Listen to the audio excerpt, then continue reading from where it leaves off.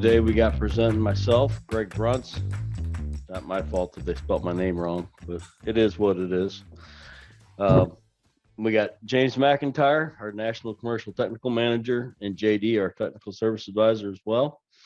Joining us today, we're going to talk about refrigerant piping and evacuation on the mini splits. Talk about single zone refrigerant piping, multi-zone refrigerant piping, evacuation for installation purposes, and then evacuation for service purposes. Can be some great differences into doing that vacuum. So we just want to make sure everybody's up to speed with best practices. And when you do have to pull an evacuation, when you do actually servicing the unit versus installation, because there's pretty significant differences there. A little housekeeping notes. Go ahead, James. Oh, no, that's actually what I was just about to say. Go ahead. Some little housekeeping notes. It's an interactive webinar. Please type questions in the Q&A section. We'll be happy to answer them. We will try to get to everybody's questions in today's webinar.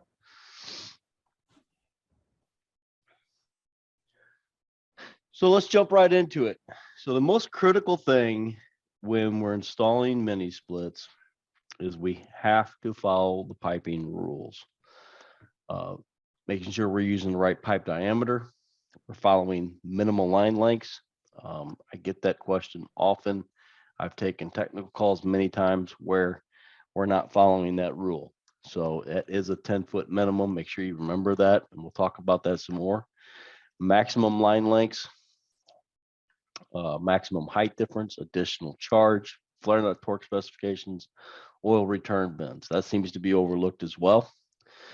This information can be found in the quick reference guide, submittals, and installation instructions. So we got some examples for you here. So the quick reference guide, you go on to our webpage at greecomfort.com, and you go under system documentation.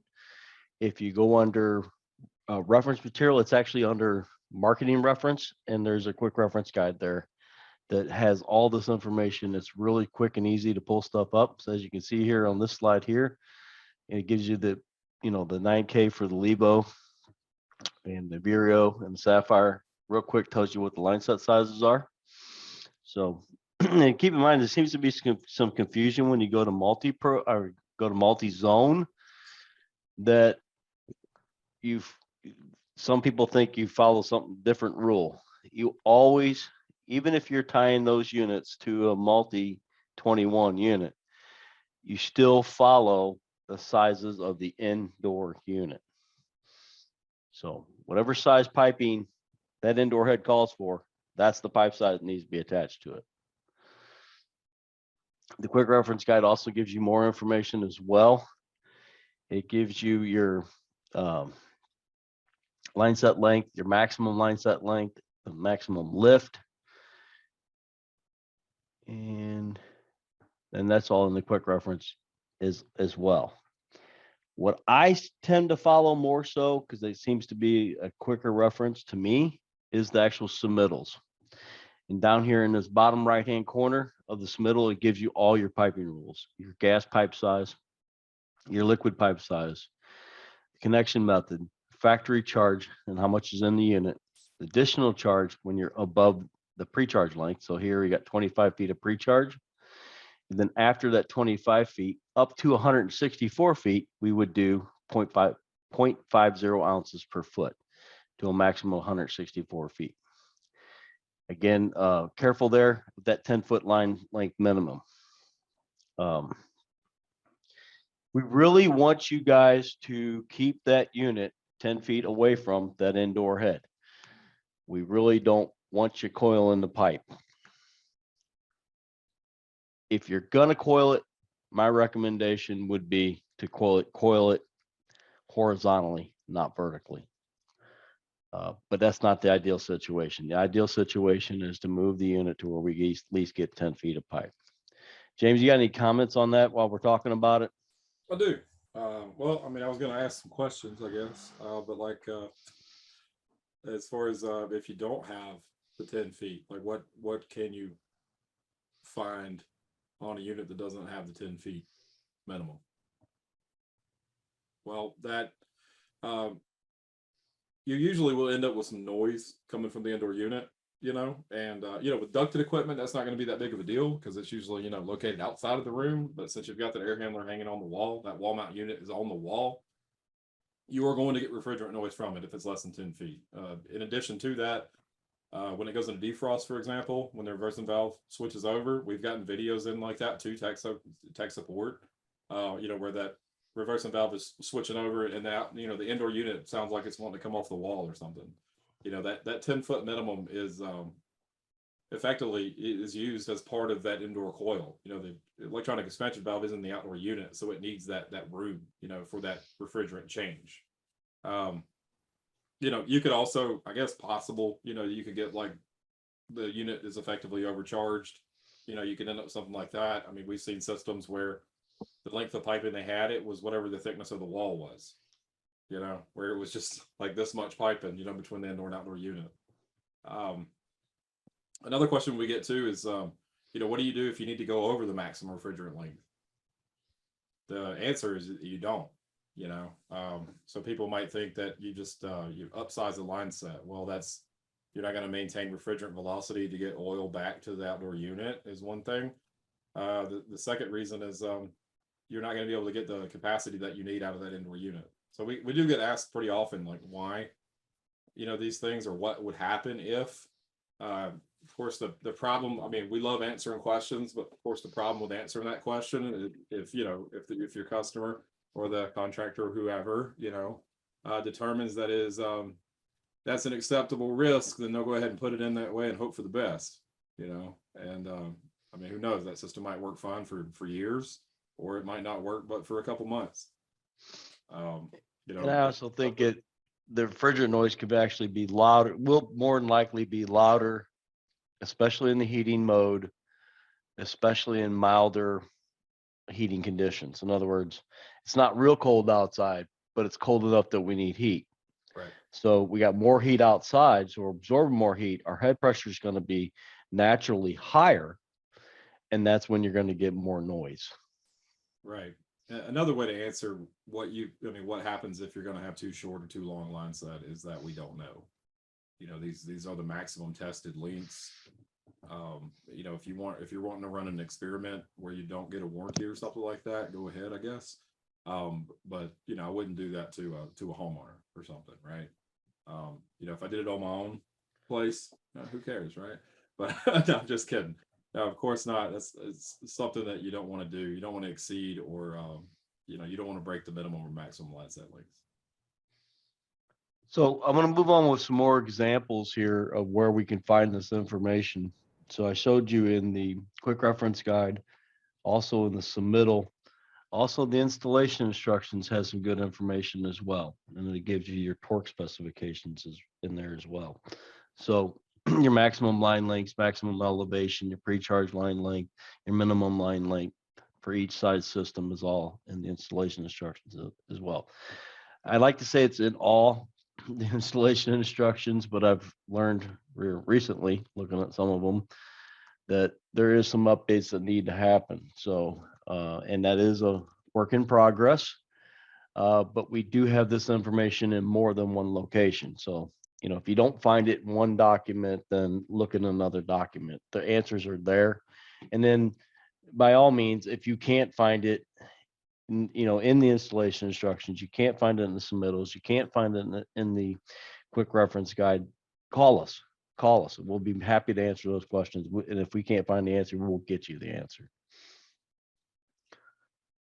So that torque specifications, again, we need to follow the piping rules and use a torque wrench and torque it to the specifications required. And then the oil return bin. This is something that seems to be overlooked. So when that outdoor unit is more than 30 feet above the indoor unit, an oil return bin must be added every 20 feet. It's in the installation instructions on the multi-zone and the single zone. We can touch more on that some more in a little while. So multi-zone piping. So kind of the same things. we got to follow those piping rules. Is again, you still got to follow your pipe diameter, your minimum length, your maximum length, the maximum height difference, additional charge, flare nut torque specifications, matching combinations. So that's a big one. We'll talk about that some more in some of these further slides. Oil return bends again, just like I said with the single zone.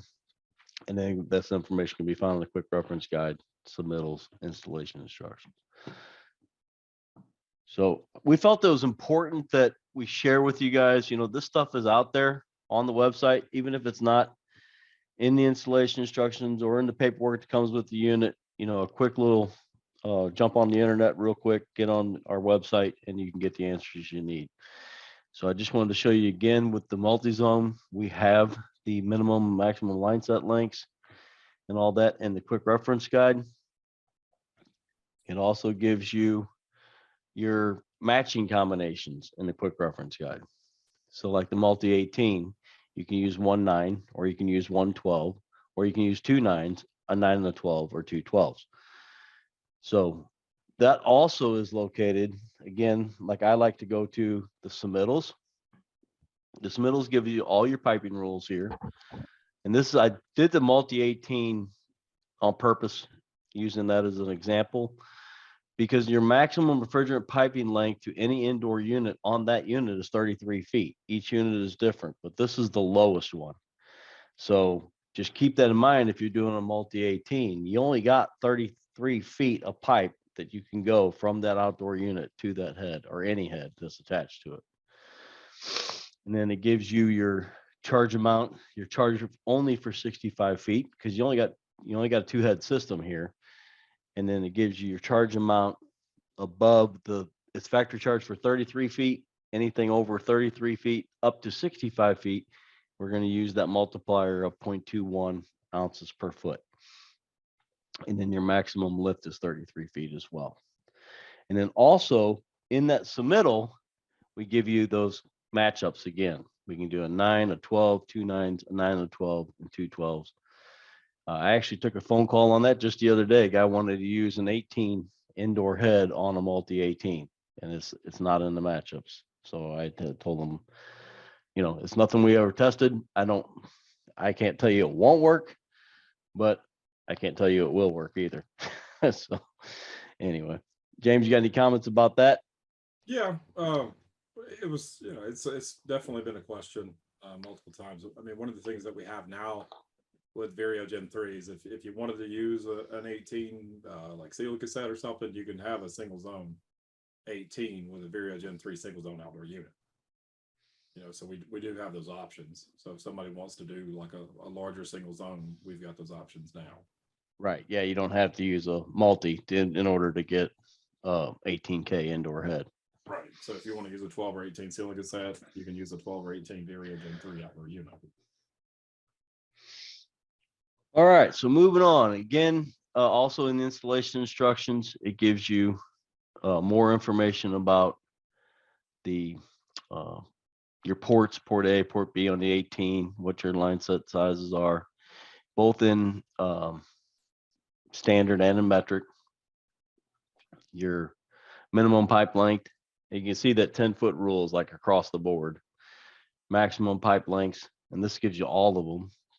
So if you're looking at doing multiple units at a time, you might want to just look in the installation instructions so you don't have to go pull a submittal on every single one. So again, this is just kind of an information thing to let you guys know this, the answers are out there in more than one location. And then we're back to the oil turn bend again, same thing, even on the multi, whenever you're 30 feet above the indoor unit, you must have oil return bends every 20 feet. All right, and on the multi-zone, I want to talk about these adapters that come with the unit. Each unit should come with the adapters you need. Always save your leftover adapters in case you don't use them. But as I said earlier in the presentation, you always size to the indoor unit. You adapt at the outdoor unit. There has been some confusion about that, and it will run into issues with running high head pressure, stuff like that. when you're adapting at the indoor and using the wrong size line set. So again, that rule never changes.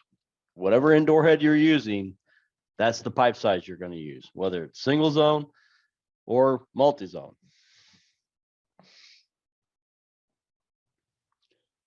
And there's kind of a little bit more upfront view. So the 18 comes with the 2 3/8 to ½ inch. And the 24 comes with a 3/8 to ½ a 3/8 to 5/8. Gives you 3 of the 2 3/8 to ½ and 2 of the 3/8 to 5/8. And as we go up in tonnage, obviously we get more adapters. This is a good time to bring up. There's a question from Grant Shirley that says, what are the options and methods for adding a second head once the multi has been running with just one head? So, you know, like if there was a future expansion, something like that, I believe that's really what the question is here. Would you like to answer that first, or? Go ahead. You got it. All right. So, you know, if you had, well, I mean, one thing to keep in mind would be that you do have up to 100, and I think it's 135%, but you may have more than that on some models as far as connection ratio is concerned. But really, I mean, so you could add, like if you had an 18 running on a 24 and you wanted to add a 9, you can do that. That's not an issue. One of the things that you could run into is these adapters here that are listed. If the adapters are no longer with that outdoor unit, you would need to order. That's why the part numbers are there. You would need to order like an adapter, or you know, or field adapt for that matter. That line set, right? You may have to. Depends on the indoor unit capacity, the indoor unit size of the you know, the capacity of the indoor unit and the size of the line set attached to it. But as far as evacuating that, pumping it down, and all that kind of stuff, we're going to be going into some details on that here soon. But you know, future expansion is definitely an option. What I will say, just a quick note about that is if you know, if you're talking about running a like a 3-ton multi-zone and you're only wanting to do one zone right now, we're looking to have 50% connection ratio on that, so at least 1.5 tons as far as the, you know, that one indoor unit. And then those, you know, future units, no, not a big deal. The only issue that you can have is that just like with my house, that future expansion may never happen, you know. So so for a long period of time, you know, you can see that, I mean, you still have a minimum runtime for the outdoor unit, you know. So if even if it's only calling for 50% connected capacity, the minimum capacity for that outdoor unit may be more capacity than what is needed when that indoor unit calls. So you're not going to get some of the humidity removal and the energy efficiency that you might be looking for if everything was closer, you know, to that connection ratio. Anything you'd like to add on that, Greg? No, I think you pretty well covered it. No. So the one thing I was going to mention, and kind of talking about these adapters, I can't even tell you how many times I've gotten pictures sent in to us, and obviously the adapters were gone or missing or whatever. So my encouragement would be to order some extra adapters. That way you have them. I think I can't even tell you how many times I've seen pictures where they're actually brazed that to reduce it at the outdoor unit, and we really don't like to see that. I mean, would it hurt it as long as we're flowing nitrogen and making sure that we don't have any oxidation inside that pipe? Probably not, but we'd rather just not see brazing done on these units at all. Everything should be mechanical fittings. So I just kind of, this is just one picture I came up with here that kind of shows you, you know, the breakdown. All of your gas connections on the multi-zone are going to be 3/8. So if you're using ½ or 5/8 suction line, you will have to use that appropriate adapter. And then your liquid line connections will all be 1/4 inch. If you're using a 3/8 liquid line, you would have to use that as adapter as well.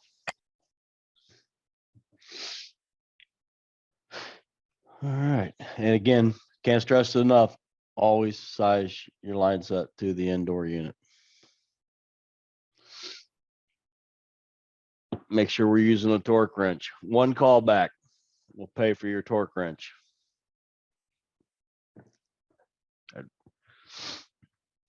And then in more than one location in our paperwork, you will find these torque specifications. So let's talk about the piping a little bit. So I got this picture, just, this is going through the wall with the piping. I know there's situations out there. I've seen pictures where the piping is bent and ran inside the wall, which is a much tighter bend. And then also looking at this next picture, I'd be hard pressed to believe in that picture up here in the top left that that's not a kinked line. Either that or they got one heck of a slope to that thing, keeping it from being kinked. So there's multiple ways we can do this when you're going through that wall. If you haven't even mounted the head yet, if you just measure from what, the thickness of your wall, you can actually use a good bender and bend that pipe.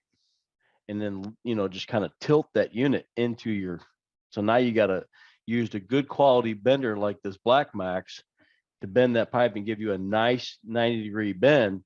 And then as you tilt that unit in through there, there's no way you're kinking that line. If you're going inside the wall, I highly recommend we use a bender, bending that going into that interior wall, because if you've got a 2x4 wall, you only got 3.5 inches as you're trying to make that bend and bend it inside that wall. And whether we kink it completely or we really oval it out, that can present problems with refrigerant flow. So we've had plenty of calls from contractors out in the field where we're having problems with the machine, and with further testing, we were able to determine the problems was kinking in the piping. So a good quality tubing bender. Now these easy bend tubes, I haven't personally used one, but I hear they work pretty good.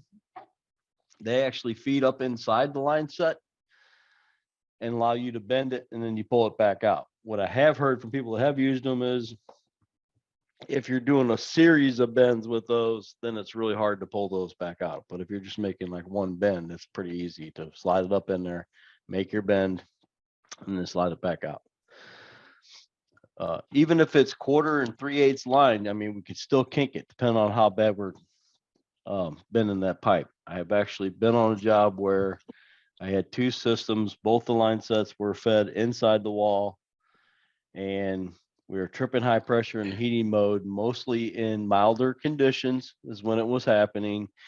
But once we pulled them heads loose and cut that insulation back, both of those line sets on both wall mounts, the lines were kinked. Not kinked all the way, but kinked where we're not getting the full volume through that pipe.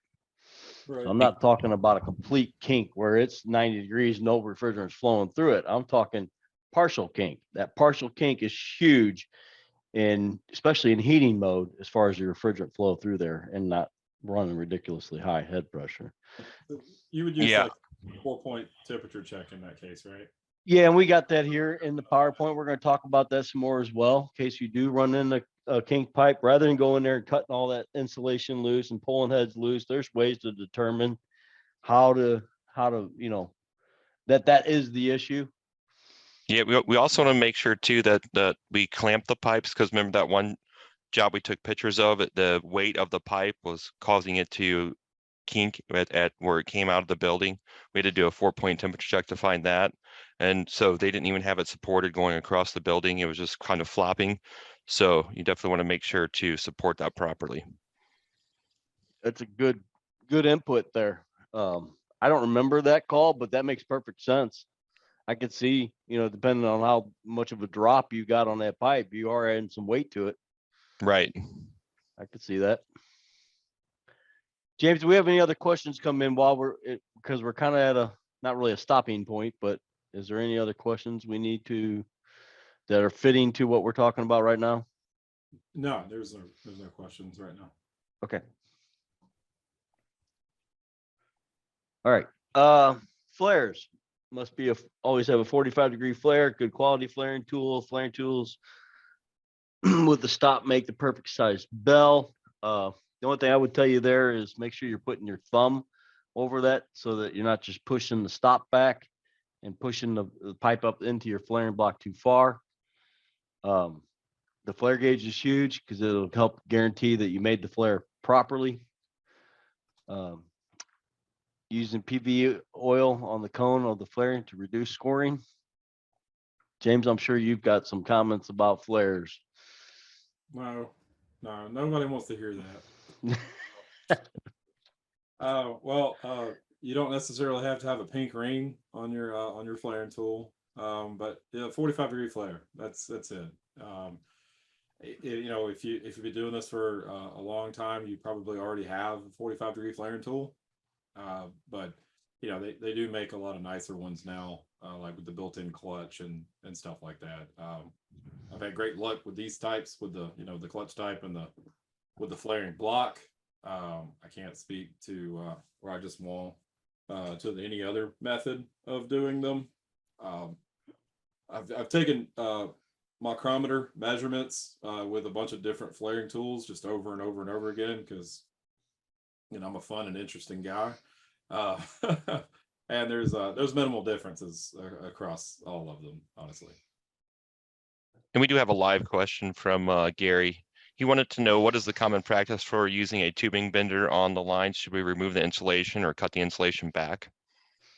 Depends on the type of tubing bender you're using. That's what I like about those easy bend ones. If you are just making one bend, I would recommend a set of those because you can feed that up internal into the pipe and then you can make your bend and pull it back out. If you're actually using the other, actual ratcheting type bender like that, you're probably not going to be able to do it with the insulation on. So I'd make a fine slice in the insulation, pull it back, and then make my bend and then bring that insulation back up and tape it around so that, it's nice and secure and back in place. I think that what I see people do wrong with insulation is if you feel that insulation on the pipe, it's actually kind of loose. It's not super tight around the pipe.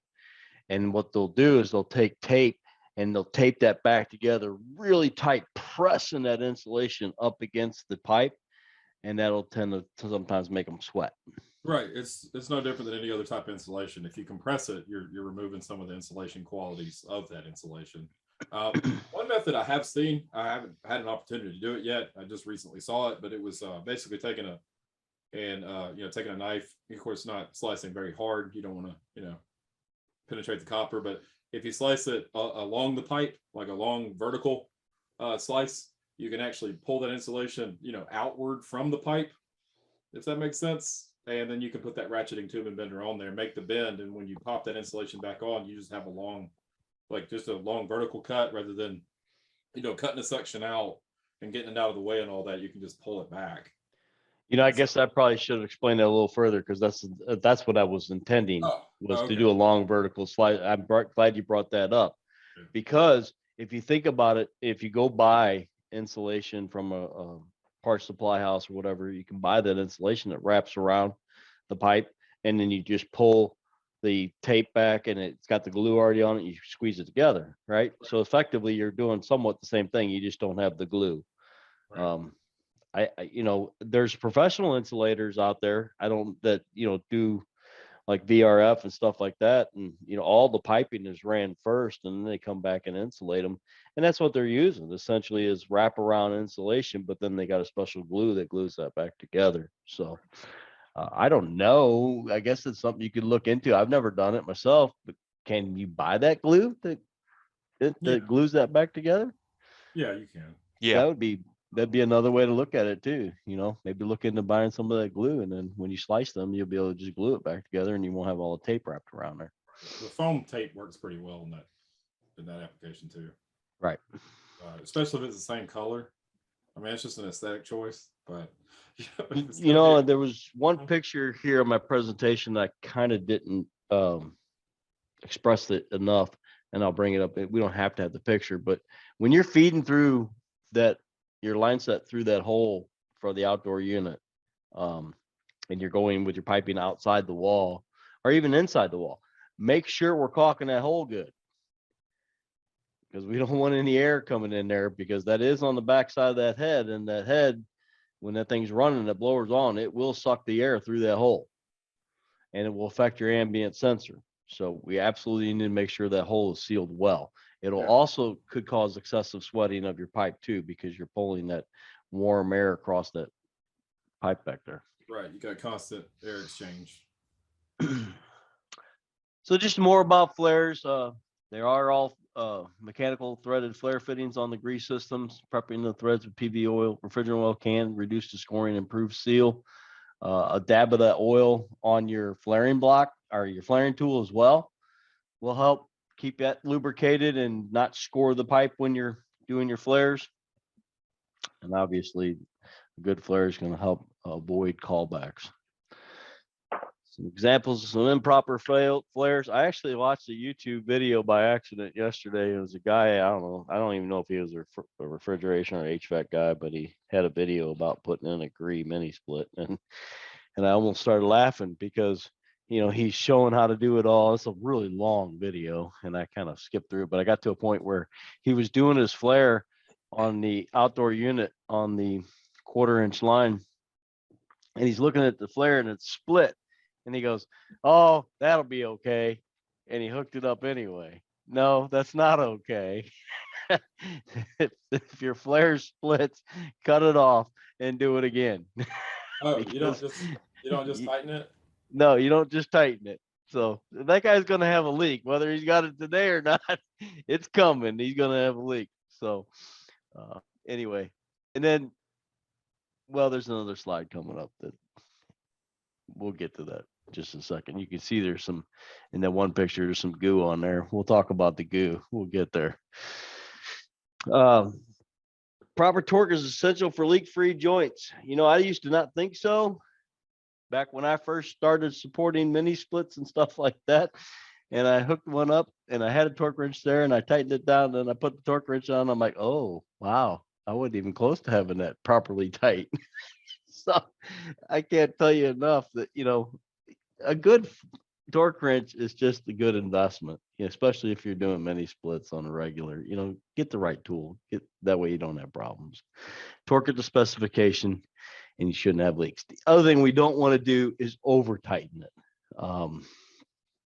We've had pictures sent in, and we got cracked service valves and stuff like that, and I gotta believe that's because somebody's put a He-Man wrench on there and they've cracked the service valve because they've over torqued that fitting. So again, one call back could very well pay for its torque wrench. So time is money. If the job's an hour away and you put it in and you don't use a torque wrench, and then you got to drive back that hour to get there, and then you got the cost of the refrigerant, time you've spent on the job, and then your hour back, you've pretty much paid for a good quality torque wrench in one call. So Got a quick story about the one on the left right there. Just a word of warning. If you don't read the instructions, you'll find out. It beeps, and as you get it tighter and tighter, it beeps faster. And then when it's to your preset, whatever you set your preset torque to, it vibrates. And if you don't know it vibrates, well, you might fall off a ladder or something, because that's that's what I did. So you fell off a ladder? No, I didn't fall off the ladder, but I almost did. You know how it is, right? Yeah, I thought it'd been vibration feels a little bit like getting shocked. So yeah, it'd have been a funnier story if you actually fell off the ladder. no, it's not a lot of words, Or some people even stop when it first starts beeping and they don't go to where it vibrates. Right. But that it really does come in handy though, because it does have presets that you can also set for each size, for example. So you break it out, you don't have to get a different size head or anything. You press the button, torque it down, and you're done. And that's pretty nice. There you go. So as you can tell, most of you can tell just by looking at my picture on the Zoom here that I'm old. So my experience with vibration was back in the day when I first got in this trade, and for a number of years, we didn't have the luxury of walking around with a cell phone, right? So when you were on call, you carried a pager, and I was on a last call for the day, but I was also on call, and we just got a new pager and it had vibrate mode. So I stuck it in my pocket. And the first time that thing ever vibrated was right when I was doing an electrical test on a package unit. Oh boy, that was an interesting. I threw that pager from the package unit all the way, hit the side of my van. I'm surprised it still worked.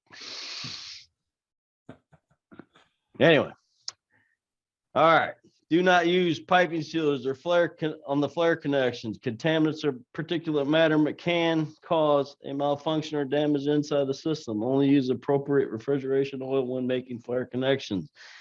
I will say it, and I've said it 1,000 times, and I'm going to say it again. If you're doing the flares properly, you shouldn't need any all that garbage. The threads don't seal it. The flare seals it. And as Exactly. long as you're torquing it, I can pretty much assure you that nut ain't coming loose. They don't just vibrate loose. So as long as we're doing the proper flare, we're using a little bit of oil to make sure we're not scoring the tubing, and we make sure the flare is the correct size. Also, I would highly recommend we use the flare nuts that come on the machine, not the flare nuts that come on some of the line sets. If you look at the flare nuts on the machine, they're beefier flare nuts than what comes on the lines on a lot of the line sets. I can't say all.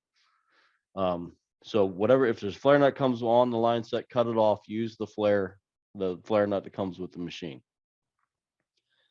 Make your flare correctly and torque it to specification, and you guys shouldn't have leaks. Right. So another point about that, if you're going to use the oil, like the PVE oil on the left-hand side is the oil we use predominantly across our, all of our lines. Like if you accidentally spilled that inside the pipe, it's just extra oil. It's the oil that's used with it. So, oil, refrigerant, that's the only thing that aren't contaminants inside the system. Anything else would be considered a contaminant. I don't know what it would do, over long lengths of time if you, squirt fix a flat in it or something. We don't know what the and I'm joking when I say fix a flat. Obviously you wouldn't be doing that because that's used for tires. But you understand what I'm saying, right? I think everybody does. Well, and keep in mind too, we should only be using like a drop of oil. One drop of oil on that flare is more than enough oil. Right. We shouldn't have to just, take a bucket load of oil and pour it on the fitting. You don't need all that. Just one little drop. You'd be amazed how much that'll smear around that pipe. One little drop on your flare tool itself. That's all you need. If you want, take your finger, kind of smear it around.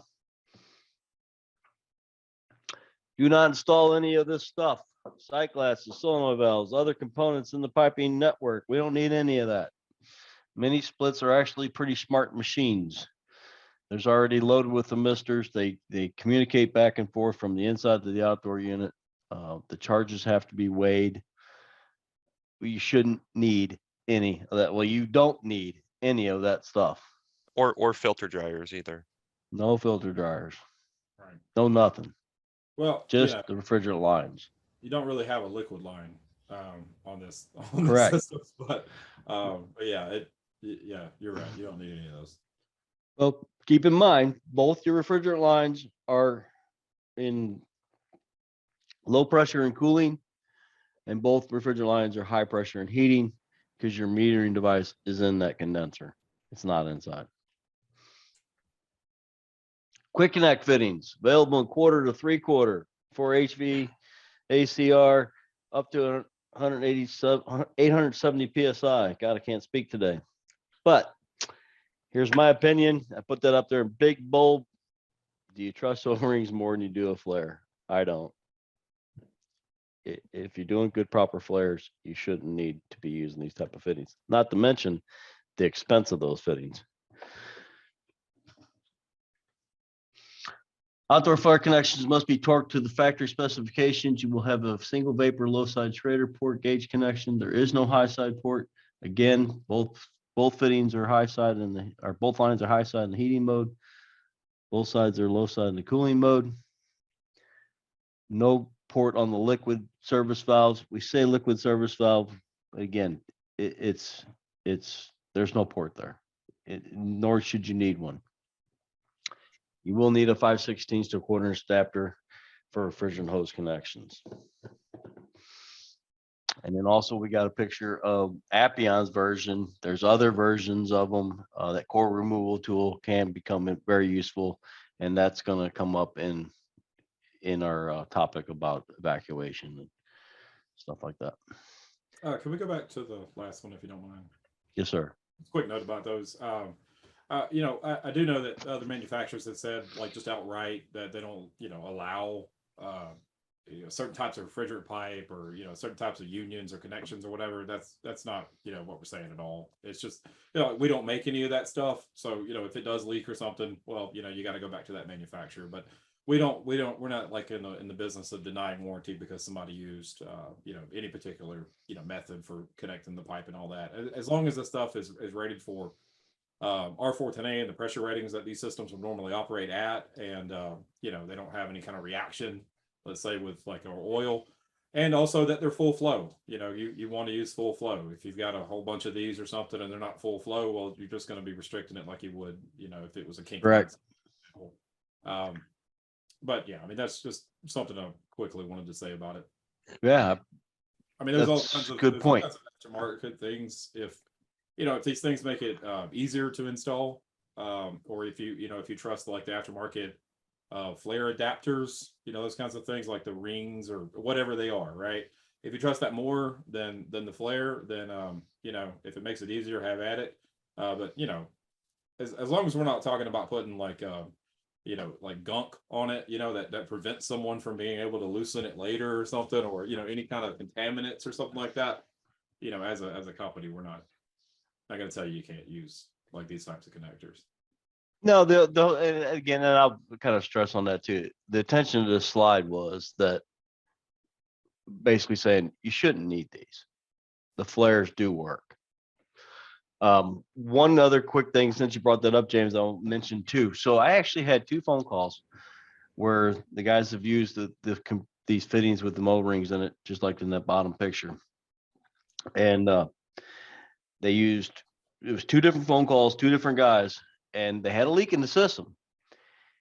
And both guys told me that they would hold 500 pounds of nitrogen pressure for a week. The systems would not hold a vacuum. And they had those types of fittings on there. And I says, okay, well, my first thought is more than likely it's in that fitting,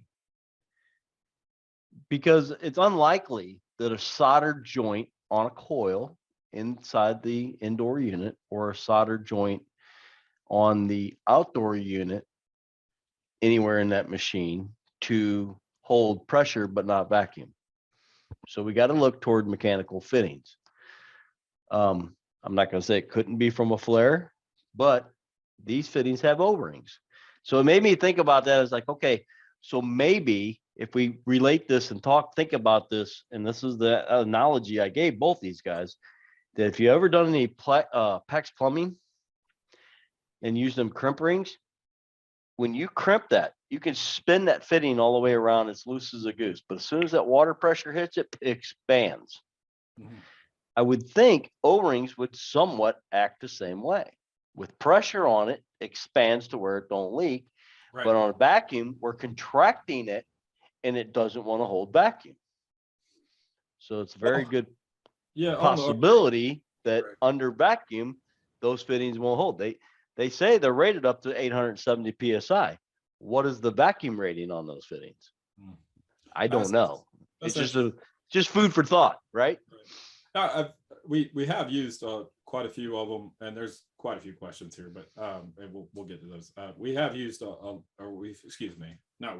have not used them, but on VRF systems where they've got like, all jokes aside, like 120, of the mechanical compression type ACR, fittings. Mm-hmm. I'm not naming brands, obviously. But experience no issues. I mean, the one thing I will say, as far as it being a clean system, I mean, it was absolutely just sparkly clean, except for the dirt or whatever that you might end up in the end of the pipe or whatever. You're not going to have a lot of braze connections, so therefore, ensuring that you've got nitrogen flowing and all that is is, let's say, always important, but since you have less of them, you're likely to have less of the black stuff, the copper oxides or carbon or whatever in the system. Not necessarily applicable to systems that have 4 connections, right? As much, but it does make for a clean system. And we actually had a discussion about that last week, at our TSA conference that we have. And someone brought up, they said, well, if it's a dirty system, you're going to kill your compressor pretty quickly. If it's a clean system, you want. So if you're worried about it lasting longer, it'll probably last longer than it would, if it was a dirty system. And I was like, well, that's actually a really great point, but I'll tell you, Kevin McLaughlin, our friends, asked if for those of us in markets that have code required brazed fittings, are there any suggestions, especially for the service valves? So one market in particular, but I'm sure there are other markets as well, deny the use of compression or compression style fittings. They want braze connections. So like on the indoor units, we would prefer that the flare connections are used. But we're also just not gonna just deny a whole market, right? So in those specific markets, we do have to make exceptions for certain code requirements, right? On the indoor units, effectively you would be removing those flare connections and then brazing there. The nitrogen would be absolutely important, in a situation like that. I don't remember if they require braze connections on the outdoor unit as well. That would seem like there would be substantial field modifications required in a case like that. I mean, wouldn't you agree, Greg? Yes, yeah, because basically your whole charge is held in there by those service valves. Right. So effectively you would have to take all the refrigerant out of the machine, remove the service valves, and then pipe in, and also pipe in an access fitting on top of it, or actually change it to a braze service valve. So yeah, you have significant modifications to that unit to allow it to be a brazed unit. And I don't think anybody makes them any split with brazed service valves. I could be wrong. Not sure. It is interesting that inside the equipment, it's obviously I guess nobody pays attention to that, but it's like open heart surgery, right? You never want to, but I guess in a certain market you got to, that's just the way it goes. So the recommendations we make on that is absolutely positively flow nitrogen during the entire process. I mean, you're going to have refrigerant oil present in the system and the outdoor unit in particular, all that, heat sink paste, or not heat sink paste, but heat absorption paste, not the same thing, heat absorption paste, all, like where your electronic suspension valve is, wet rags, all that stuff, making sure that that's protected so we're not overheating it. And I mean, I think, from an actual operation standpoint, I think it'd be fine. I would add service valves of some kind, Right. Right. You're gonna have to, right? The next one was, what are your thoughts on flare seals by Grant Shirley? Flare seals are fine, as long as it's not entering the piping itself, as long as it's not reacting or anything with the oils or refrigerants or anything, and it's ready to do what it does. I can't say that I've got necessarily any kind of issue with it. If it still leaks, then what do you do, right? I've used some aftermarket stuff like that before. As a matter of fact, the one on my office right now is using a third-party, flare connection type thing. It leaked because I did it wrong, which I thought was that was an interesting point. If you do flares wrong, they're going to leak. If you do, any other aftermarket stuff wrong, it's going to leak too. Yeah, you beat me to that. I was gonna say the same thing. Them guys they called in saying they wouldn't hold vacuum. I don't know the quality of the install of that fitting they did either. Did they make sure them copper pipes were cut to the right length? Which is, I mean, shoved up into the fitting at the right, all the way up in there where they belong. Yeah. Were the pipes perfectly straight when they shoved them in there? Right. Were they sanded clean? I don't know. Yeah, and that's what I've seen as far as on job sites. VRF ones in particular, where there's a lot of them. Where there has been issues is that they haven't been, you don't have the depth. They've got depth gauges and stuff they include with them. They just don't have the depth. There's not enough copper there for it to actually clamp on or press on or whatever, or, or it's not deburred, for example. You got a bunch of sharp edges and stuff and you're pushing it across those O-rings. Well, I mean, what have you done? You cut O-rings. Would your refrigerant hoses work with, the O-rings that are cut? No, Nathan Cardoza asked, why not utilize 1/4-inch fitting instead of 5/16 on the service valve? The 14A refrigerant bottles use 1/4-inch fittings, so I find it hard to understand why 5/16 fittings make sense. Maybe I'm missing something. You're not missing something. No, 1/4-inch fittings for our market would make substantially more sense. The original reason for that is during the original changeover to 410A and the PUE oil that was being utilized, they were saying across the board. I mean, if you remember, if you don't, I'm telling you, they were saying use separate refrigerant hoses, separate gauges, and all that stuff, right? So the manufacturers at the time decided to use 5/16 so that they would have to use separate everything effectively for R410A and POE systems. But then people came out with adapters, so it kind of threw everything. Defeated the purpose. Kind of defeated the purpose, yeah. And then as soon as they came out with adapters, and they have both green and pink on your gauges, or if you've got digital, then whatever they've got. But and then people were using the same thing for all refrigerants and oils. But the reason why that it hasn't been changed now is honestly, it's mostly to do because there are a billion mini splits and they've got 5/16 on them, and until there is a large enough market push for it to make sense, then it's not going to change.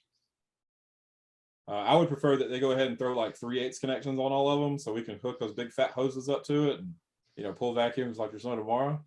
Make them as big as possible. I would love that, but as of right now, it's just not something that's going to change. The next one is when/if the ATUL refrigerants are mandated, will flare fittings go away? If you don't know what ATUL is, it's the next iterations of refrigerant that we're all being let's say compelled to move towards. They've got a mild flammability rating. So the question is, would compression style fittings, flare fittings, those types of things be go away in the case of those refrigerants being used? They're not likely to go away. ATL refrigerants have been used globally for a decade and a half now. Like for instance, or GRE, the vast majority of the mini splits we currently manufacture, that are manufactured in China are R32. Daikin is the same way. Mitsubishi is also doing R32 units, and they've been doing A2L, and they continue to use flares. But whatever mandates or codes or whatever get passed later on, I can't guarantee. If they went away, then we'd have braze type connections, and then we'll have training where we talk about nitrogen flowing. We'll make the adjustments as needed. The very next one is I guess it's probably let's see, checking for out of round tubing for flare or compression connection. I believe the question would be like how to check to see if it's out of round. Is that? That's the way I read it. Okay. If you have a flare size gauge or something, you could use it, to see how out of round it might be. You could also use the flare nut, since it's supposed to fit kind of tightly on the back end of the flare nut when you're trying to slide it on. It should reveal that, if you've got any kind of oblongness to it. Trying to straighten that out is, it can be kind of difficult, right? Very. Yeah. Mm-hmm. Depending on how work hardened the copper is. Yeah. Hopefully, if it's out around just at the end or something, you can go back a little bit, cut that section off, and maybe you can get around, section. But if you're slightly oblong, slightly oval shaped, there is a chance that once you're making that flare, it's going to straighten that out. on the flare itself, but it would need to be an even flare when it's done. It would need to be even all the way around, and then like a flare size gauge would reveal whether or not it is. If it rounds it out, then it'll be fine. But that's it for the questions we have so far. Okay. Great questions. I really appreciate you guys answering them there. Yeah, we like the feedback and back and forth. That helps, make it more useful of the training. So the last thing I really have, a couple things on installation still. Obviously, once we get it all installed, we should be putting some nitrogen in there and using some Big Blue or whatever soap you use to just, at least do a leak check on all our mechanical fittings, make sure we don't have any leaks before we go into pulling a vacuum and that kind of thing. So talking about piping and stuff like that. So we threw these couple slides in here, possible kink locations at the indoor unit, especially if you're coming out and when you're facing that head and you're bending them lines around to go straight out the wall on that right-hand side. We want to be really careful. We're not kinking it down there at the bottom.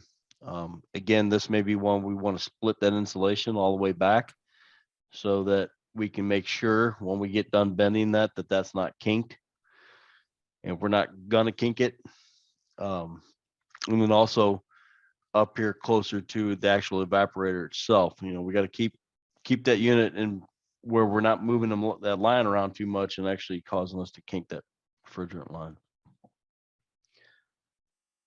So the 4-point temperature check is actually a pretty simple process. So if you come up on a job that you didn't install, or maybe you did install, and we hand bent the lines and maybe we got a potential for a kinked line set.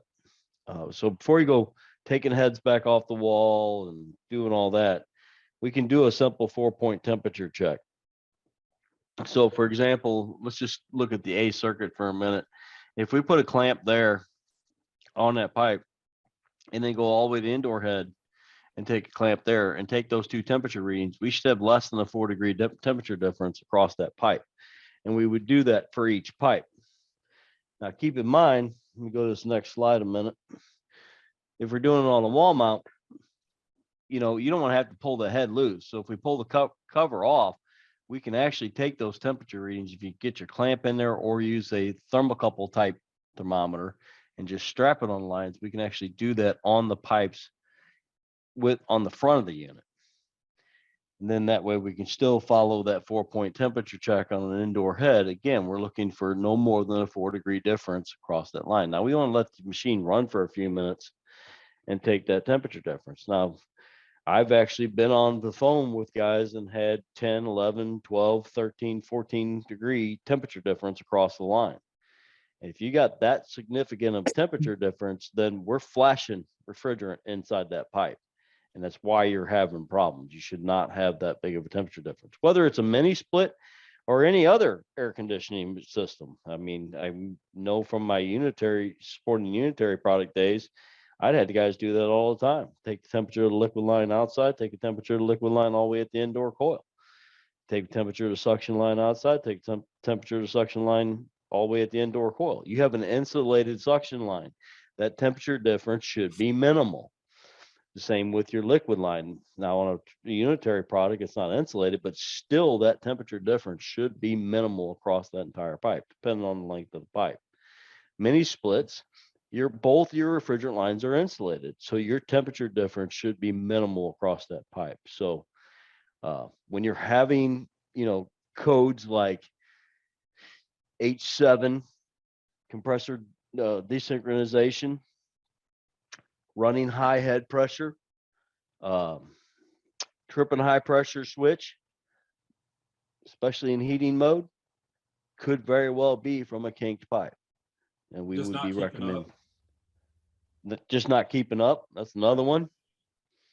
So there's multiple different codes or problems you can have with the equipment by these pipes being kinked. So, and that's part of the reason why when we wanted to have this discussion today is that, just stress the importance of take that extra time installing that unit. Let's make darn sure we're not kinking those pipes, especially if we're bending lines into an interior wall. That's a really tight bend on a 3.5-inch wall in a space. Maybe it's just worth our while to, like I said, even if you're going through the wall, maybe measure from the depth of that wall once you've drilled your hole, and before you even hang your head, do your pre-bend with measuring how much you need, how far you need to go straight through the wall, and then put your tubing bender on there and bend a nice 90-degree bend with a tubing bender, and then just kind of tilt that head into place and drop the line set outside that wall. Because I'm sure every one of you that's involved in this webinar today has seen how well a tubing bender like that will give you a nice radius bend, far more better than you could ever do by hand. And then you're guaranteed there's no way that pipe is kinked. It's not ovaled. It's not partially kinked. And you're not going to be having a situation where you're going to have to do this 4-point temperature check. Hey, Greg, we do have a question in there here real quick. Yes, sir. Nathan Cardoza, he wanted to know, he said, can you really use the Appion adapter to remove the Schrader core given that the service valves are positioned in a 90-degree manner? If you raise the outdoor unit off the ground, then yes. However, the unit is placed on the ground. I found the tool hard/impossible to use. Yeah, if you're down, especially on a multi-zone or even a single zone, if that unit's that close to the ground, you're going to have a hard time doing it. Hopefully you got a little bit of slack in your refrigerant lines that you could just take and slide like a 2x4 shim up underneath of it, or maybe 2x4 shims up underneath it, just to tilt that unit up a little bit to give you that clearance without affecting your piping. All right. Looks like we have one more here from Grant Shirley. I've had circumstances where the system was low on refrigerant, but no air code was given. What makes a low charge code show? So that the low charge, it depends on how low. You got to keep in mind with mini splits, you have an outdoor coil temperature thermistor, you have a outdoor ambient thermistor, and you have a discharge thermistor. On the indoor unit, you have a coil temperature thermistor and you have an ambient thermistor. So since these two units communicate back and forth to each other, that outdoor unit knows the coil temperature of the indoor coil. It knows the ambient temperature. It knows the discharge temperature. And those are some of the real key points there. So if you're running low on refrigerant, the machine is going to do everything it can do to try to stay running. So what it will do is it will slow the compressor speed. It may even slow the condenser fan speed, let's say in cooling mode, to increase the head pressure a little bit in cooling mode and keep the system online. So it may not actually produce an air code. What you may get in that situation is just a unit that's not cooling up to par. Rather than shut the machine down altogether and not give you any cooling at all, the machine may just be low enough on gas that they got cooling, but it's insufficient cooling, and it may not produce a code.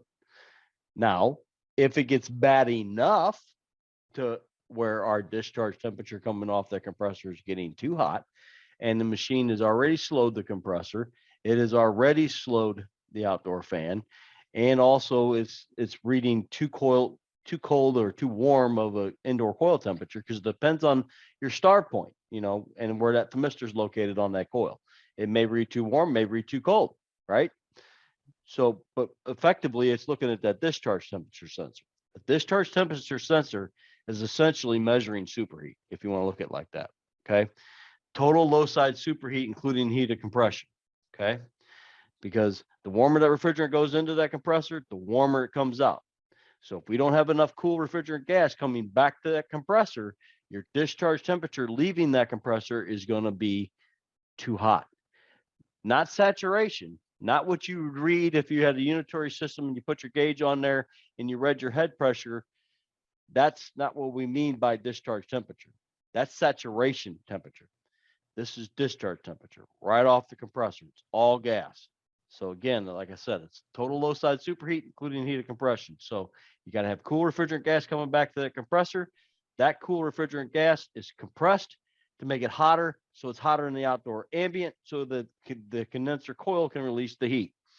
If that discharge temperature is too high, it's a significant information to the machine saying this unit's low on gas, or possibly got a restriction or an EEV not feeding properly.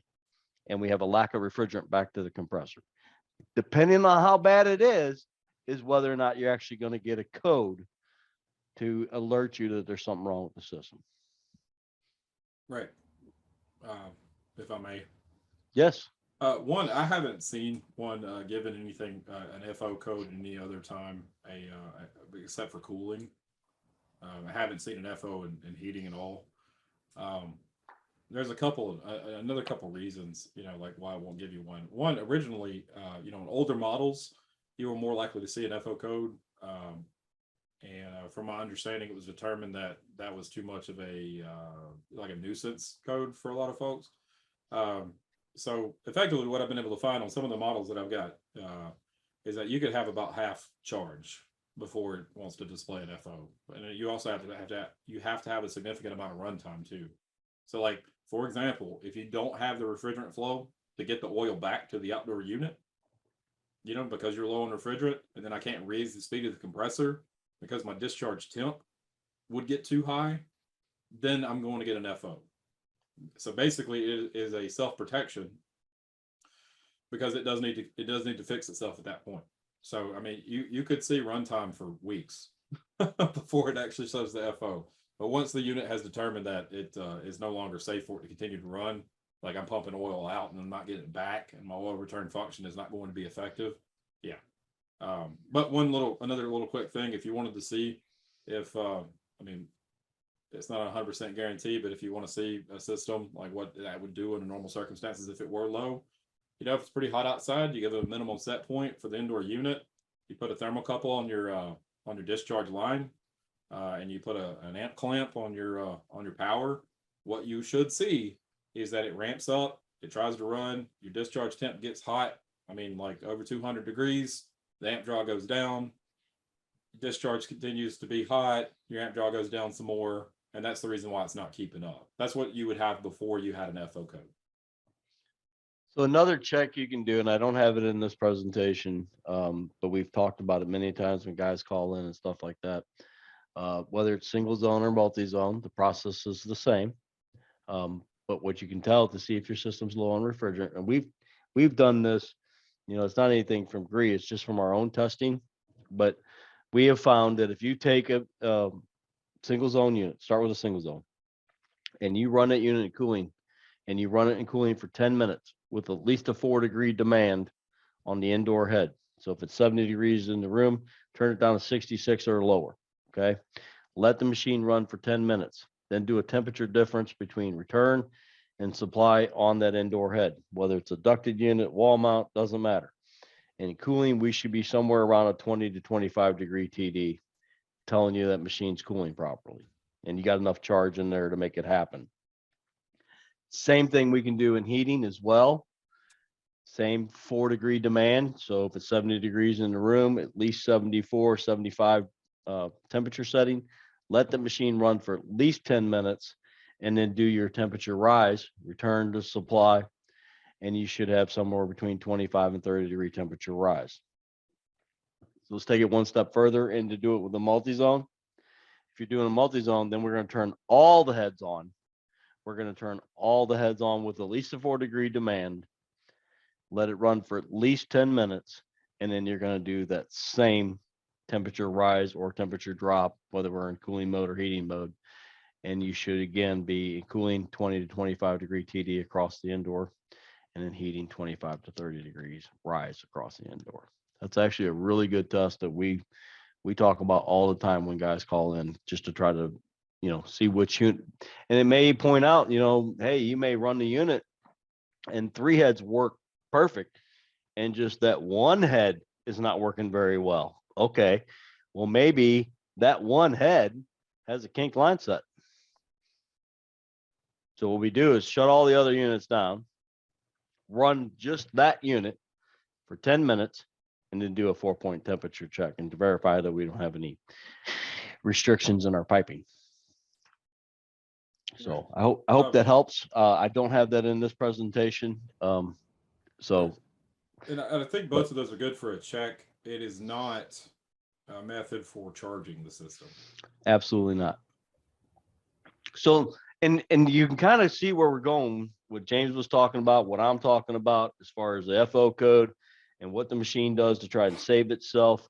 You got a variable speed compressor there. You have 3 thermistors in that unit, whether it's multi-zone or single zone, it doesn't matter. All of the grease systems have an ambient sensor, a coil temperature sensor, and a discharge sensor in that outdoor unit. And on the indoor unit, it has a coil temperature sensor and an ambient sensor. That machine monitors all of that the entire time that the unit is running. And with all that information that program board out there gets is determining the speed of that compressor. That's why we can't charge on the fly, because we have no way to go into that machine and set a specified compressor speed to be able to charge to a certain parameters. Right. That's why the manufacturer tells us the only way we can charge these units is to pull it all out and weigh it back in to get a proper charge in the unit. Multi-zone is essentially the same thing. They have them same thermistors I was just talking about. The only thing that's added in there is a gas port sensor and a liquid port sensor for each port so that it can control the EEV and the refrigerant flow into each particular head. So again, depending on how many heads we have calling, depending on what that temperature difference on that indoor unit is between return and the coil temperature, and what your outdoor ambient temperature is and what your coil temperature is outside, all of that goes into their proprietary programming on the board to set compressor speed. So there's no way for us to get into all that. So that's why we have to revert back to Paul. If we got a charge problem, or it's low on charge, first of all, we got to fix the leak, find the leak, fix the leak. Then we need to evacuate the system and recharge it. And we're going to talk about full evacuation in just the next couple of slides coming up. Well, I mean, if you don't mind, I'd like to add Sure. to. I mean, basically, I can make it not run in an error code when it's 85 degrees outside. You know, if it's 85 degrees outside right now, I can make sure it's not going to go out on an error code. You know, I can add refrigerant until it's not going to. But is that going to guarantee it won't go out at 90 or at 95? No, absolutely not. If conditions change, all those temperatures are going to change. Everything that you did, all those measurements and stuff that you changed could very well change as well. So, you know, that's going to result in a callback, and, you know, that's not fun for anybody. Well, I mean, and we all came from the service field. James did it. JD did it. I did it for a number of years. We totally get the fact that you guys don't always have the time. You go out a system, single zone, multi-zone, whatever. It's just a little bit low on refrigerant. You know, it's got a leak, but you got 7 more service calls to do that day. And you just don't have time to really dig into that machine. You need to set it up for another day. Well, okay, you can use that temperature differential method that I just talked about and maybe get enough refrigerant in it and get it cooling. But that would just be a short-term fix. Then we need to come back and actually find that leak, fix the leak, and pull all that refrigerant back out and weigh the charge back in. But it would not be my first thing to jump right in and put refrigerant in there. We need to make sure that that's what's causing the problem first. And if you do add refrigerant, make sure you weigh what you're adding. Because what if you add refrigerant and nothing changes? Well, then there's something else going on with the machine. You might have a restriction. You might have had an EEV that's not working properly. Now you've got the thing overcharged on top of it. If you know exactly how much you put in there, you can pull that much back out. Or just a faulty sensor. Correct. All right, so we're gonna move on to There is one question. evacuation. There is Sure. one question here, Greg. It's from an anonymous attendee. Says, do you know any plans to convert from 410A to R32? I think the jury's still out on that. Right. Yeah, basically, we have effectively two options. There's still some states that are mulling over what they're going to approve. So I mean, we have the option for R32. That would be maybe one of the quicker ways for us to move, since we currently manufacture equipment globally that uses R32. But there's also another refrigerant, 454B. But we're not having to do that for a few years. So at least for these products. When do you Well, and decide just what that and keep is? in mind, keep in mind that that refrigerant change is 2025. Last I heard, unless they've changed it. Last I heard, it was 2025, and that's not every single state. That's just some states requiring a refrigerant change. A lot of other states are following suit, but the 2023 thing is SEER 2. Everything's got to meet SEER 2 in January of 2023. But the refrigerant change is still several years out. And there's a lot more involved in switching refrigerants. And I just recently learned, because certain refrigerants may have to be switched again in 2029. So it's completely changed the envelope as to decide, where do we go now to have to change later, or can we just change now and not have to change later? So there's a lot more to what refrigerant we're going to go to than just saying, oh, we're going to go to this refrigerant. There's still, a lot of discussions and things with, government and whatever, and where all manufacturers are going to have to really decide where they're going with their new refrigerant, what refrigerant they're going to use. So like I said, the jury's still out on that one. Any other questions sitting there we need to answer before we move on here? That is all of as of right now. Okay, cool. Evacuation. Installation evacuation is what we're going to talk about first. And then we're going to talk about service installation or service evacuation, because there's significant differences in pulling vacuum for a new install versus pulling vacuum for the machine was broken and now we need to evacuate the system. So minimum vacuum threshold is 500 microns, but a good idea to target below 400. Use a quality vacuum pump with fresh oil. Vacuum rated core remove tools do speed up the evacuation process. Just kind of an intro. So there's multiple different ways you do it. So I just come up with some elementary pictures here, just kind of talk about it a little bit. So in this picture here, this is whether it's a single zone or multi-zone. Let's just pretend this is a multi-zone. We only got one set of service valves. This is one method you could do it. You could use a manifold, use the high side connection to hook your vacuum gauge up to it, which also gives you the ability to, if your vacuum pump doesn't have a shut off at the vacuum pump to isolate the pump from your vacuum. That's why I put that in there as far as showing a shut off tool there. So once you get your vacuum pulled down, we can easily isolate the vacuum pump from the system to make sure we hold our vacuum. Now, it's on a new system, all you're pulling down is the indoor coil in your line set. You should have no problems pulling that thing down to 500 microns in record amount of time. And it should have no problems holding 500 microns because you got no refrigerant oil in there, nothing. Some people say you should do a triple evacuation on a new install. I don't believe you really need to do all that. I'm welcome to suggestions, James, if you have different ideas than me. But I mean, effectively, if you're putting in a new system, you got new refrigerant lines, new indoor head, everything's brand new.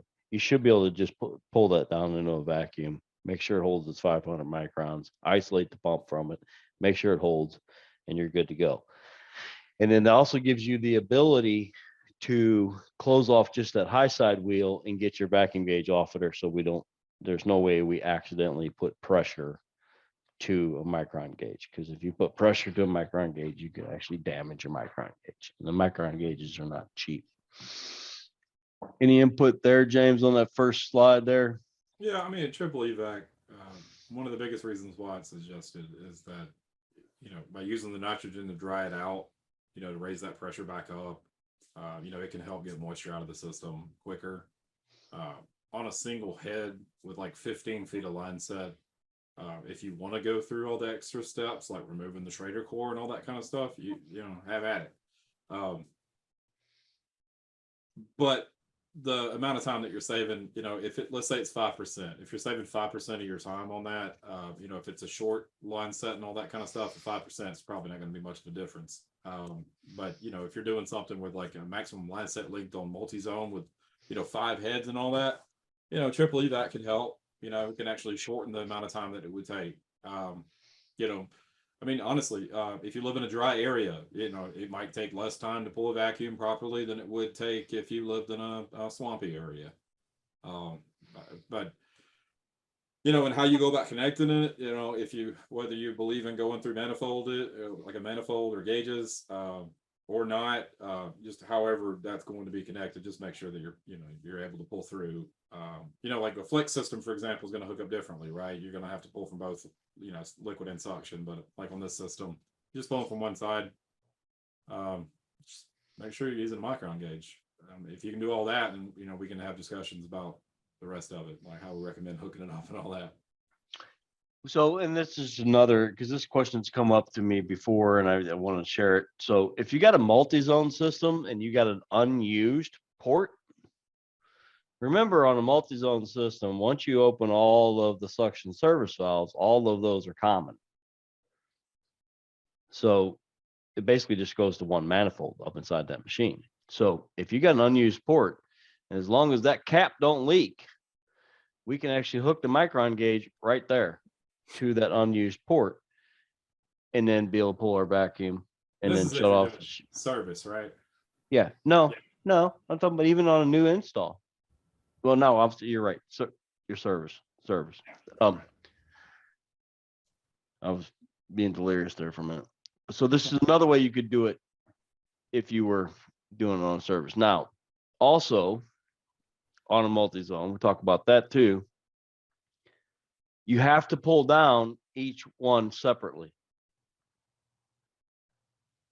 So if you've got 4 heads, you got to pull down one, then pull down the next, then pull down the next, then pull down the next. Or you could manifold and pull from all the ports. I actually recommend not doing that, because if I pull down on the first, say port A, and it holds microns, no problem. Then I go to port B and I pull down on that and it won't hold. I know that port B has got a problem. The piping to that head has a problem. Then I go to port C and it pulls down, no problem, and holds. So I know I got a leak on my B ports and I need to deal with that. If you pull them down all at once and it won't hold microns, now you got to go back and go start again and do each one individually to try to determine which one is giving you it has a leak in it. Maybe one of your flares leaking or whatever connection type you used. Thanks for bringing that up, James, because I was putting this together yesterday and you're absolutely correct. You can't do that on a new install. You can't open that service valve because you're going to have gas in there. Right. All right.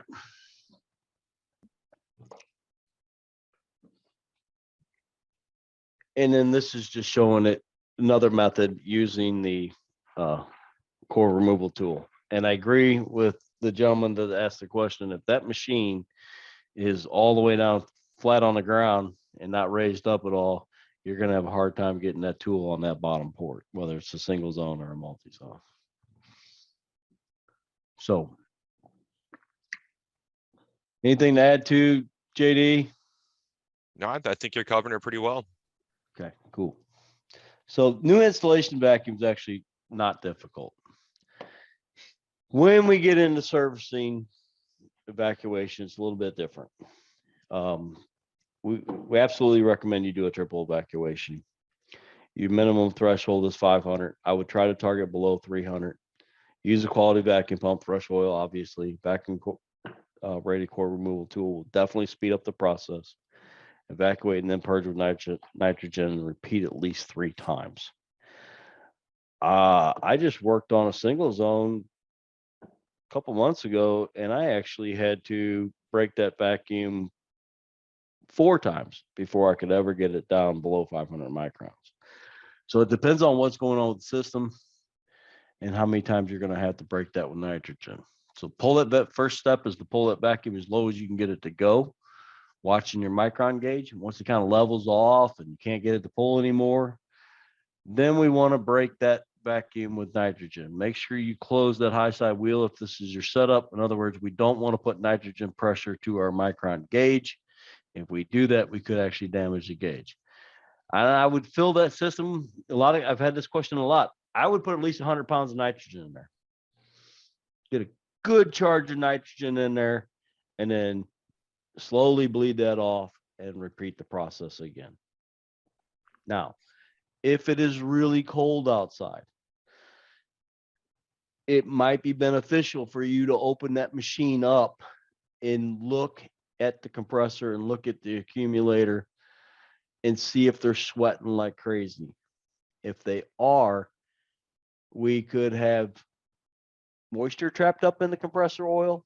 We could also have refrigerant trapped up in that compressor oil. And that is part of what is causing you to take so long to get a proper evacuation. So in that instance, it might be a good idea to have a heat gun. It doesn't have to be an expensive one. We don't want to cook the compressor with heat. Gently warm the compressor, gently warm the accumulator. You'll get that to boil off as you're purging the nitrogen through it and letting the nitrogen back out. And then when you pull that next vacuum down, you're going to see it go down much faster. You're going to get lower.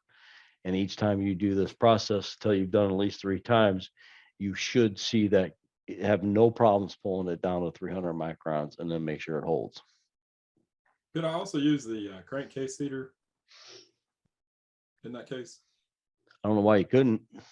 Yeah. As long as the machine's turned off, we're not starting the machine. Yeah, I would disconnect the wiring to the indoor units just in case, you know. so people don't Yep. That's a good walk idea. over and turn it on. That's a good idea. Like I said, if you do use a heat gun, some of them heat guns can put out some pretty decent heat. We don't want to make that compressor firecracker hot. Just gently warm it. You know, if it's 30 degrees outside, if you warm the compressor to 90 or 100 degrees, you're going to get whatever's in there to boil out of there. Any more questions coming in? Nope, we're clear right now. Final evacuation, 300 microns, isolate the pump, make sure the vacuum holds. Now, it's perfectly normal. If you pull down to 300 microns, you got it to pull down to 300 microns. And then you isolate and that vacuum start to rise back up. It rises up to around 800 microns and just stays there. Doesn't move any further than that. In my opinion, you're good to go. You've dehydrated the system. If it keeps on rising well up above over 1,000, we got something else going on in there. Maybe we didn't get maybe not all the refrigerants out of it. That's possible. Or maybe we got a leak still somewhere in that system. If it just keeps on going and never stops, you got a leak. How long would you recommend waiting, Greg? Depends on the system. Depends on how fast it's rising. You know, it depends on how long you want to wait too. If you got a good idea, it keeps creeping up really quickly. Yeah, pretty good, and doesn't level off at all. The chances are you got a leak. If it kind of goes from 800 to like 1,500 and levels off again, we probably just need to pull vacuum again, purge the nitrogen again. You probably still got some refrigerant trapped up in there, especially in the wintertime.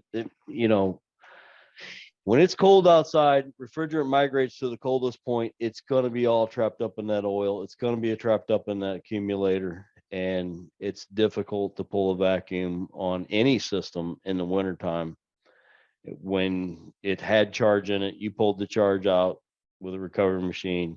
You fixed whatever leak it was.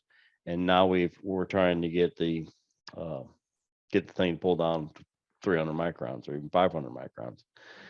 Uh, when it's real cold outside, it's difficult to do. Been there and done that myself, but I've learned the tricks that we use in the heat gun, warming the compressor a little bit, warming the accumulator a little bit, doing a triple evacuation. Every dime you spend in the nitrogen you're putting in that system, you're going to save back in the time that it took you to get that job done.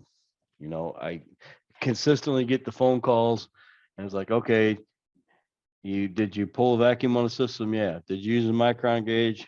No. But I let the vacuum pump run for 24 hours. Okay. That accomplished nothing. We still don't know whether it actually ever achieved the proper vacuum. And there's no point in running a vacuum pump for 24 hours. That's old school. That was stuff that I was taught back in tech school 30 years ago. There's no reason to do that.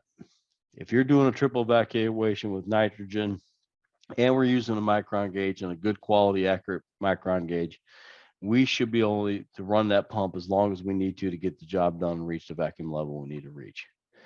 You're just putting excessive wear and tear on your vacuum pump and taking the chance of somebody stealing it, because I know you didn't sleep next to that vacuum pump, leaving it out on a job site for 24 hours.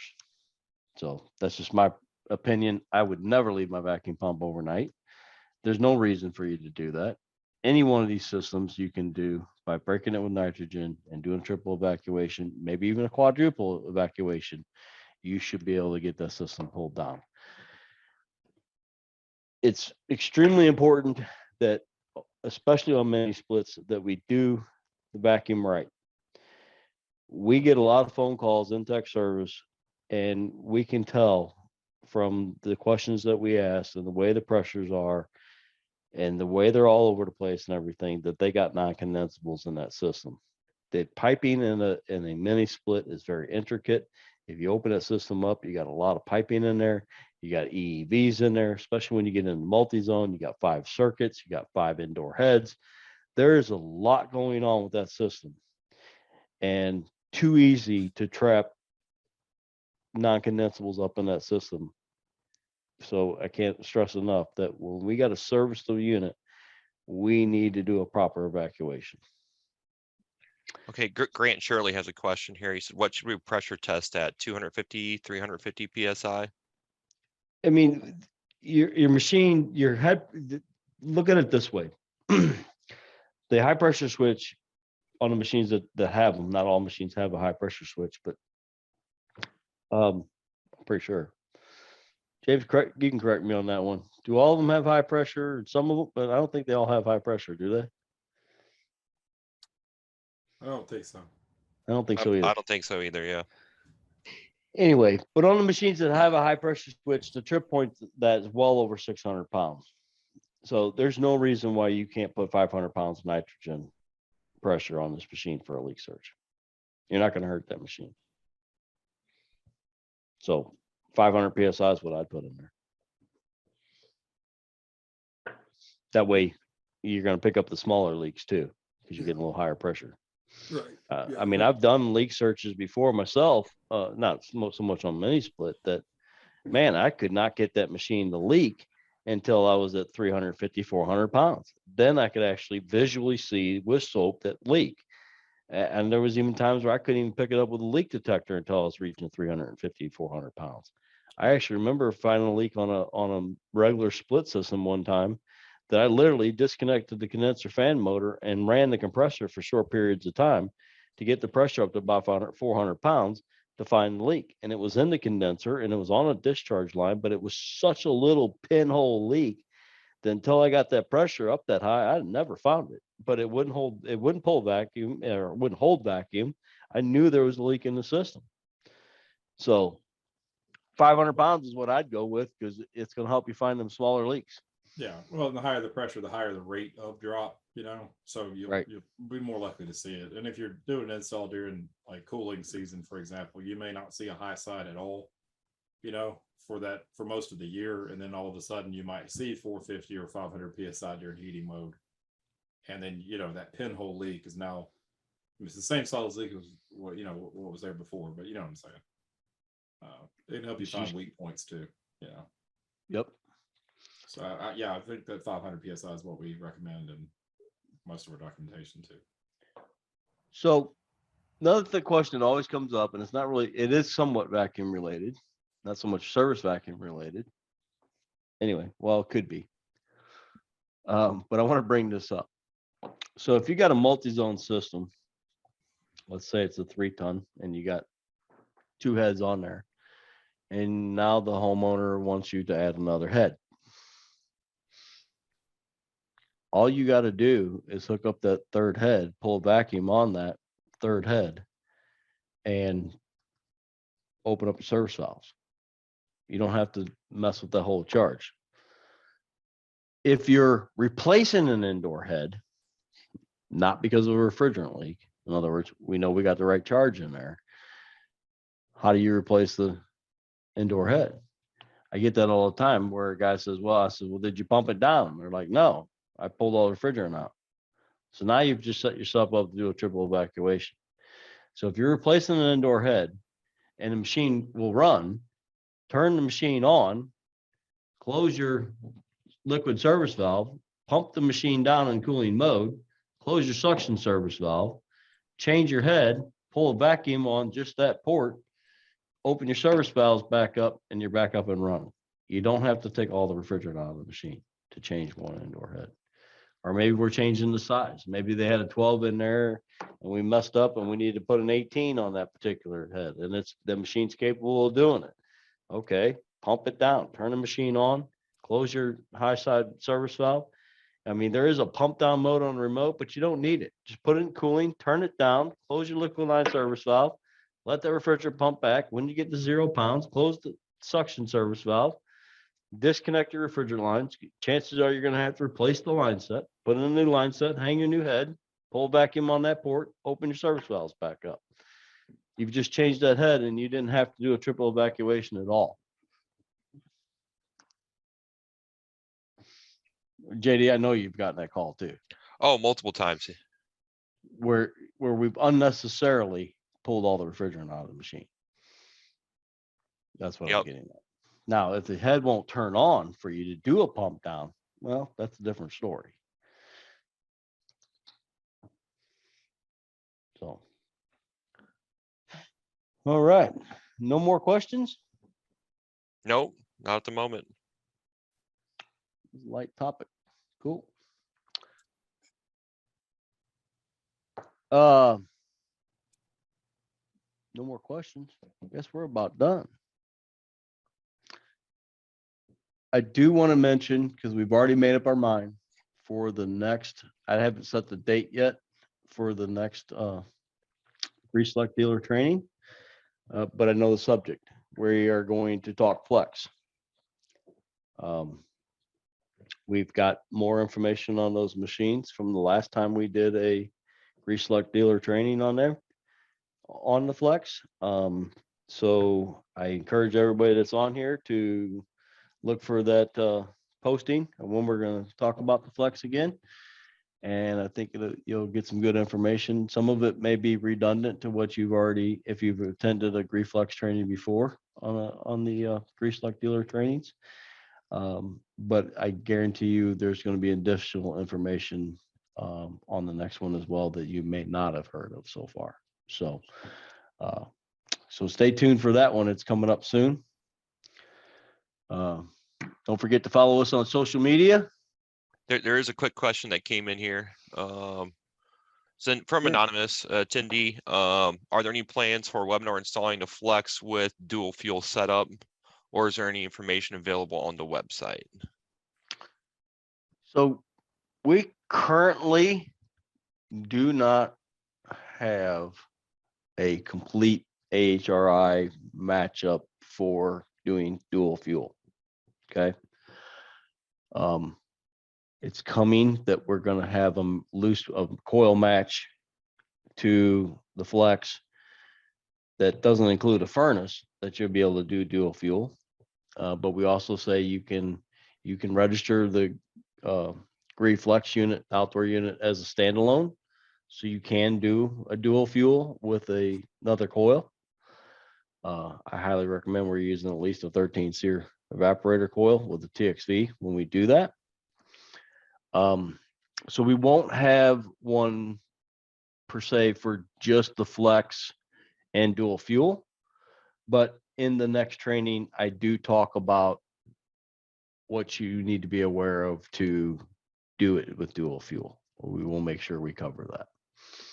And how it's wired, how it's set up, what you need to do be aware of when you're doing a dual fuel application. We can absolutely cover that in the Right. next GSD. Mostly boils down to the type of thermostat used and the wiring diagram for that thermostat, correct? Correct. And we've got updated nice diagrams to follow. That'll all be covered in that next training seminar too. Multiple, there's more than one way you can wire it. So as far as whether you're using auxiliary heat or not using auxiliary heat and that kind of thing. And there's still multiple options. So we want to talk about all that. Some good information to share. We got some good information on troubleshooting and some of the air codes and stuff. So there is additions into from if you guys have sat in on one before, there's additions to it since then. So a little revamped training on the flex. Any more questions? It's all clear right now. Cool. So and I'll get that out soon for when that's going to happen. And I think we'll have pretty much the same guys, right? Yeah. James will be there. JD will be there. I'll be there. So stay tuned for all that. Wouldn't miss it. Appreciate everybody taking the time out from their day to sit in on our training. Some of this may have been elementary and stuff you already knew. But we also have younger guys in the audience, I'm sure, that if this was beneficial to them.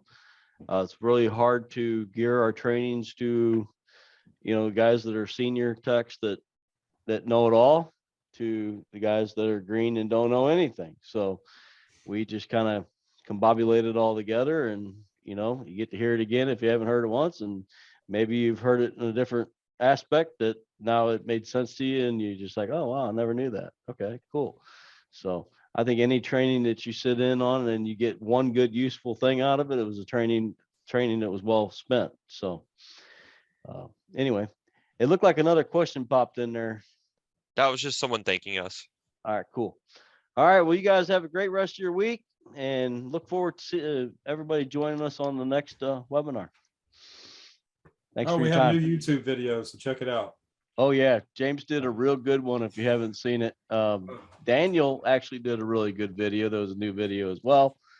If you got any questions about remotes, James just did a new YouTube video, and I think he did an excellent job with it. I've got in the works to some that I'm planning on doing that are going to be on refrigerant flow through mini splits and some on the flex unit as far as our buzzword is going to be cold climate heating. So, and how flex gets it done in cold climate. So I think that'll be a short little, it's not going to be a long video. Hope to keep it under 3 minutes, but should be an impactful video. So look for that coming out soon as quick as I can get the rest of the information I need put together to do those videos, but that should be coming as well. So, all right. Again, thanks for everybody joining us, and you guys all have a great rest of your week and stay safe out there. Okay.